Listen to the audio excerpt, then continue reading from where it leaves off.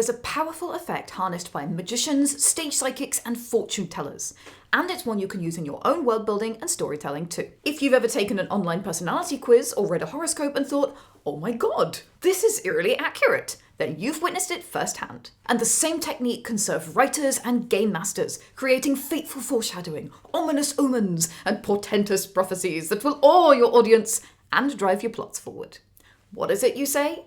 Well, it's called the Barnum Effect. And if you guessed that it's related to circus impresario, PT there's a sucker born every minute Barnum, well, you must be a psychic. The Barnum Effect is a psychological phenomenon where individuals are given vague and general descriptions of their personality or their future, and they believe them to be true and accurate reflections of themselves. I sense you have a tendency to be critical of yourself.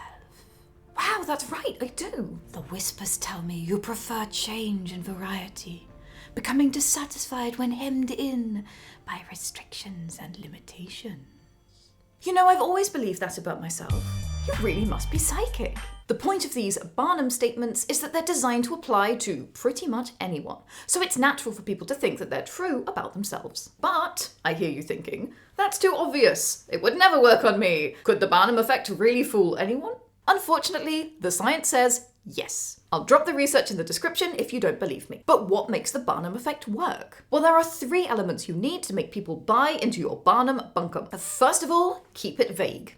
People need room to read their own meaning into the statements. The Barnum Effect relies in part on people's natural tendency to fill in the details and make connections between what's said and some aspect of their personal lives. Pattern recognition, basically. That's what makes Barnum statements feel personal and meaningful. The most effective Barnum statements include the phrase, at times. For example, at times you feel very sure of yourself, while others you are not so confident. Just hearing that will make you recall specific personal moments when you felt confident or less so, even though it's a pretty universal statement that applies to basically everyone. Secondly, make sure your list of traits and statements are mainly positive. It turns out that while people are more likely to remember negative things, they're more likely to believe positive ones, especially about themselves. And thirdly, for the Barnum Effect to really work, it must come from a place of authority, preferably delivered with confidence. Think established doctor, celebrated psychologist, or renowned prophet. But also, it could be a personality test on a popular website, or a horoscope in a glossy magazine at your doctor's office. Okay, so now we know what the Barnum Effect is. What do you do with it? Well, I feel a bit like I'm equipping you all to go out and do evil, so please don't do that. The world has enough tricksters and scammers. But a place you can ethically leverage your newfound Barnum statements is your fiction or your D&D campaign. We're talking world building, friends. Barnum statements have the power to create eerie characters and prescient prophecies. And those things can drive your plots forward, hook your audience, and add intrigue to your world building. Let's start with fortune tellers. It can be hard to craft one that shares intriguing and plausible futures without giving the game away. And this is exactly where the Barnum Effect can help you. For example, if you say, you will meet a tall, handsome stranger, there really are only a few ways to interpret that. On the other hand, how about, I sense you carry a wound you pretend no longer hurts. Give into it, and it could lead to your ruin. Sounds very epic, right? But most of us carry psychological trauma, whether it's being the chosen one, a Batman-style trauma orphan, or your regular run-of-the-mill school bullies. And generally, if we let our inner demons win, it spells ruin, one way or another. Classic Barnum statement, and a super epic fortune teller. The key is to make the statement broadly applicable to anyone. Here are some other good lines you can steal. You fear becoming the thing you hate. You still carry the guilt that was never truly yours. You crave greatness, but fear the cost of achieving it. They're not just epic, they're epically flexible. They could resonate with any of your characters. But it's not just fortune tellers that use the Barnum Effect. How about using a Barnum statement for a prophecy? Remember Aunt Wu in Avatar: The Last Airbender? She's a great example of prophecies in fiction. Her predictions are vague, emotionally satisfying, and self-confirming, at least if the villagers wait long enough. Because the best prophecies don't have one answer. They have multiple ways to resolve. That's what makes them feel so mysterious, and it's what keeps the audience guessing until the end of the story. Because if a prophecy is clear, then it's a prescription, and there's no mystery in that. At least, depending on your doctor's handwriting. But what about this prophecy as an example? The crown shall fall beneath the hand of the betrayed son. The king suspects his son.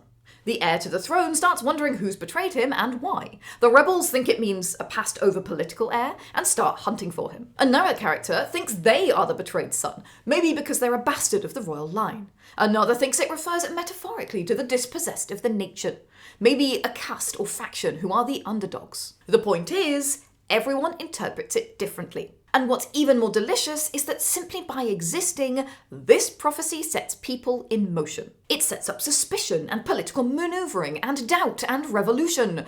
So even if there's no magic in your world at all, this is an incredible inciting incident that shakes up a world. Now, prophecies are a long game, and they really only work if people actually remember them. So if you're crafting a world, writing that novel you always dreamed of, or running an RPG campaign, go and write it down on World Anvil. Because World Anvil is an award-winning world-building software that helps you craft your own unique setting. It'll help you whether you're a beginner just starting out with your new favourite hobby, or you're a best-selling world builder and writer, like the authors of Dragonlance and the Magitech Chronicles. Go check it out at worldanvil.com and make sure you write down your prophecies there, so they're recorded for the ages and you never lose track of who predicted what. But it's not just world-scale prophecies that you can do this with. You can also set up a heroic archetype for the ages, or subvert it completely.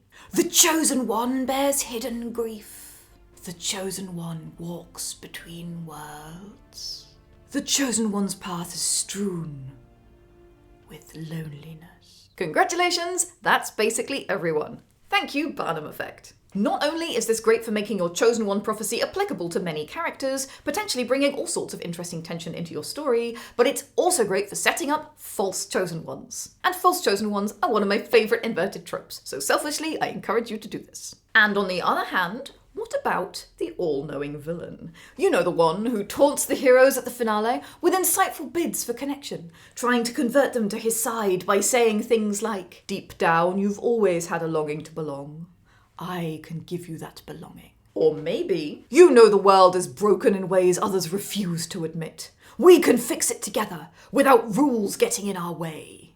Again, these initial statements apply to pretty much everyone on the planet.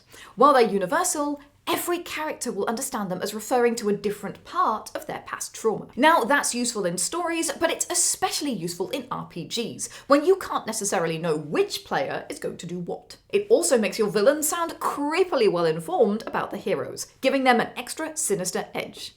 And anything that saves you from a classic villain monologue is worth it. So how are you going to leverage the Barnum Effect in world building? Or maybe you have another great example from fiction. Let me know in the comments, and please like this video while you're down there. And if you want to transform your next RPG session with some additional fortune-telling juice, click the video to learn 8 ways you can use tarot cards in your game. And I'll see you over there. Now grab your hammer and go world build.